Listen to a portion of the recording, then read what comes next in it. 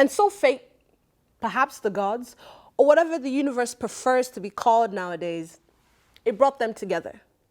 Not by the passing of shopping carts in shopping centers, in the ways moms often meet with distracted metal thrusts and apologetic smiles. No, not at all. Not even in the doctor's office, where weary latches onto their ill children who have chosen to climb their mother's shoulders for support. They didn't meet in the family center, where they wear all their roles like name badges you can only hear in their tones. They didn't meet there either. They didn't meet in the middle of their surnames or their children's school playground. They met in the corner of the building where they must focus on uncontrollable needs, their own. They met in this crampy, sweaty bathroom, and it doesn't matter what type of bathroom it was, or if the building that housed it bore any significance. It didn't. The point, most of all, is that they convened in the only place where all that was required of them was existence, bowel movement, and maybe a reason to reapply a manufactured face, if any. They simply collided worlds as women.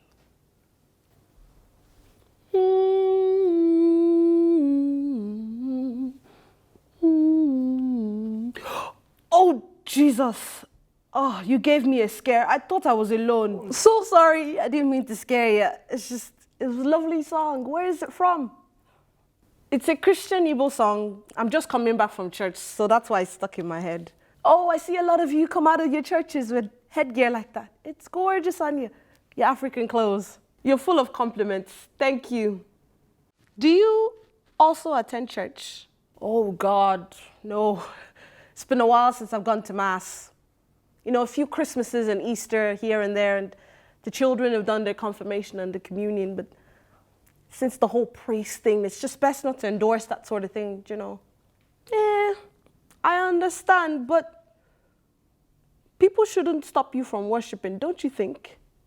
If you believe in God. Well, it's more complicated than that, but I do believe there's a God out there. So what seems to be the matter? Are you going for God or are you going for the priests?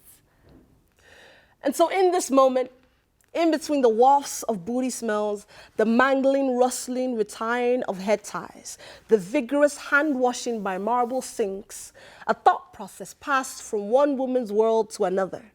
And all the times women have enjoyed drunk validation, shared mascara and gossip, holding each other's hair with gentleness, brought us all to this very conversation.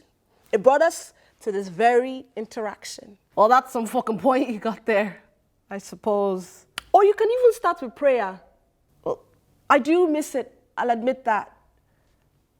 Thanks for that. Do you live around here, do you? I've never seen you around here before. Yeah, I do.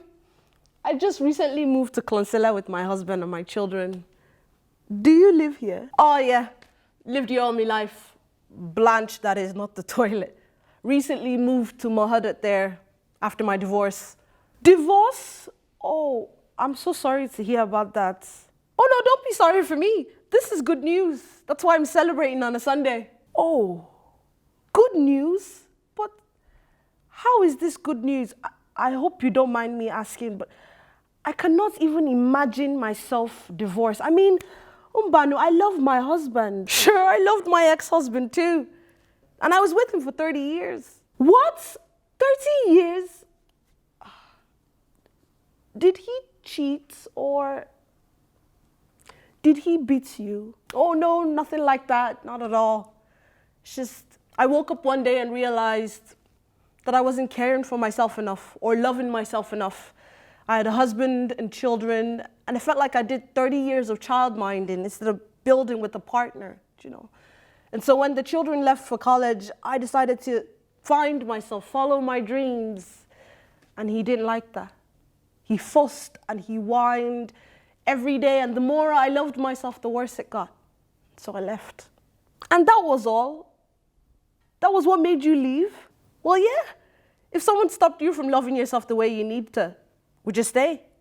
I never thought about it like that. And just like that, A spark shot through the conversation like a current, and their worlds didn't clash, so to speak. It arrived at the exact same time, and each found their center. They held silence like the way we all hold our breath at the end of a Marvel movie, just before the credits unexpectedly roll out. Unmoving, unsatisfied, each coming to their own conclusions, but grateful for new eyes to see.